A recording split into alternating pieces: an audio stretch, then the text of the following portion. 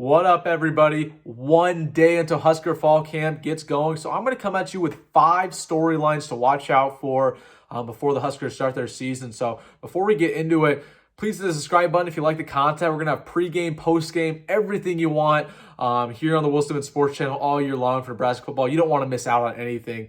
I'm looking forward to it. It's going to be so much fun. But let's get right into it.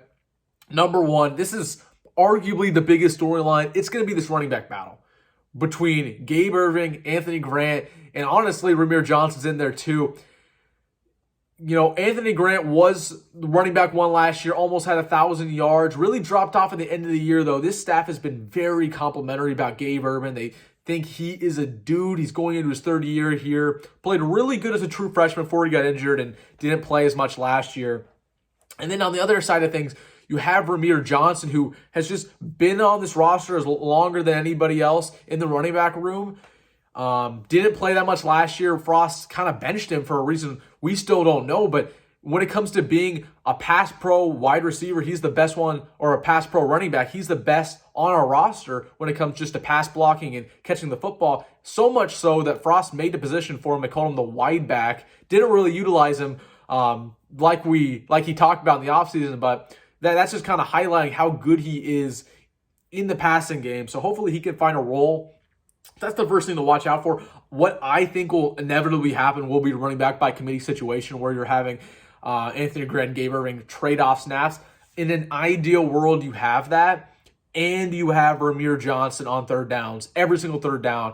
I'm on record for saying Rahmir Johnson is the most underutilized running back in Nebraska football modern history. It's ridiculous. He is so talented. One of the best just catchers of the football we've had at this running back position. You saw it against Michigan in 2021. We've seen it throughout his career. He played really well in the Iowa game last year, basically the only game he played in.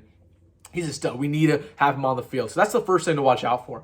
Number 2 is the true freshman duo on the O-line, that being Cameron Lenhard and Princewill Emmanuel. Got to watch out for those guys. Cam Lenhard was talked about at Big Ten Media Days by Matt Rule. He said how much of a leader he already is as a true freshman. This is a guy who's going to start as a true freshman. Also expect for Princewill to start. I think Cam is more ready to start just by his weight.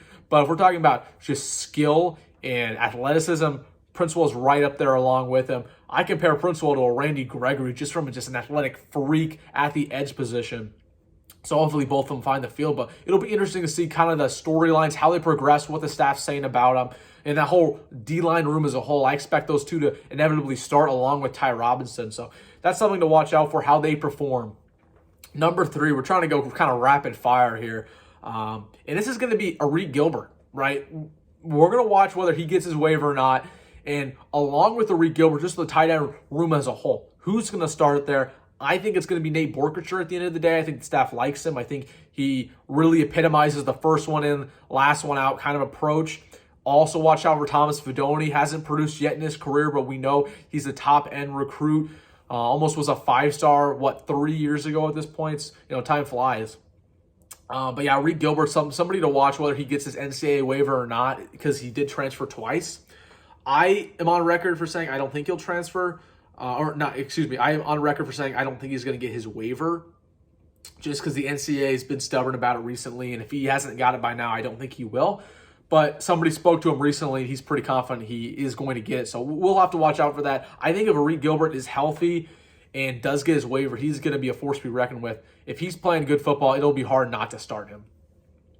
Number 4. This is number 4, and it's just going to be the O-line battle. Right, I went into this thinking that Ethan Piper would be in the conversation. We're having a battle, potentially not starting. The fact that he went to Big Ten Media Days makes me believe that he will be starting at our right guard position, which makes a whole conversation around who is going to be our 2 starting tackles, and that's going to go between Teddy Prohaska, going into his 3rd year here, played as a true freshman, got injured, was banged up a little bit last year as well. We have Turner Corcoran, who honestly I like him more at guard, but I think you got to put him at tackle right now. You have to have him on starting rotation, or just have him as a swing tackle. And you have Bryce Benhart, who from just a physicality standpoint, from a just like if you're making a player in Madden, you make a guy like Bryce Benhart, you make him, 350, 7 foot tall. That's what Bryce Benhart is. I mean, he's 6'10", good weight. It's just, he's not very agile, but he's been around the block. He has starting experience. You're hoping he makes a jump this year. Matt Rule has been speaking very good about Bryce Benhart. He's saying he is that guy, and he's going to make a lot of progress this year. So we're looking to see that from him. My prediction, I think Teddy Corcoran, I am really messed up. I think Teddy Prohaska is going to be our starting left tackle.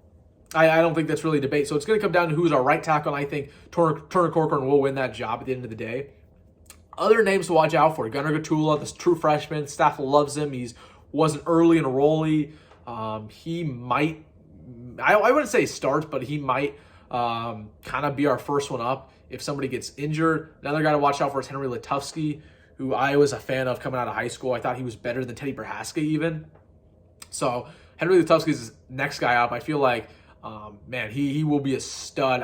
I prefer him at guard, but I think he could play tackle as well. He has experience there as well. So that's the O-line room, and the last one is most important. It's just going to be Jeff Sims' performance, right? You got to watch out for that. How does he perform? What is the staff saying? What is the media saying when they get in on those practices? Once or twice, we'll see the whole agenda behind that.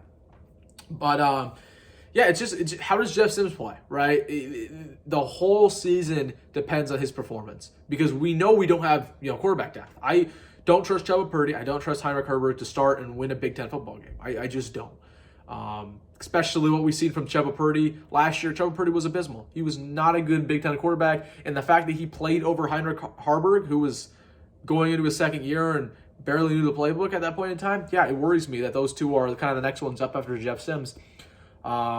We need Jeff Sims to stay healthy, but we also need to be a good quarterback and not even have a conversation whether we should replace him, which I don't think will happen. But we definitely have to watch out for that performance. Also, in the same conversation, just watch how they utilize him. How many run plays are we using him? Are we going to see an option? Are we going to see a zone read? And how often is that going to come about? This is an elite runner of the football. I like his legs a lot more than I like his arms. We need to see kind of some design run plays for him all the time in this offense for it to succeed. I really think we need to kind of see a offense similar to, I'd say, UCLA from last year. UCLA, if you watch a lot of UCLA with Dorian Thompson-Robinson and Zach Charbonnet, ran the ball about 60% of the time with a heck of a running back in Charbonnet, who was up there as one of the best in the country. But you also had DTR, who he'd pull it back every now and then and run it for 20 yards. That's what you kind of want to see with Jeff Sims and maybe Anthony Grant this year. It's kind of just an option. Chip Kelly kind of offense that I really loved the UCLA offense last year. I keep talking about it because I would love if Satterfield ran something similar. So that's my 5 storylines. Let me know if you have anything else. Just wanted to kind of come on here real quick and make a video about it. We're going to be coming with updates about fall ball. If there's any injuries, any big news, any key performers, you're going to see a video about it on this channel. So please hit the subscribe button if you don't want to miss anything. And this is going to be the first place you're going to look for pregame, postgame. We're going to have live streams. Can't wait for it. Hit the subscribe button, hit the like button. Let me know if you disagree, agree, any other things you want to add in the comment section below. So as always, go Big Red, go Matt Rule, and see you in the next one.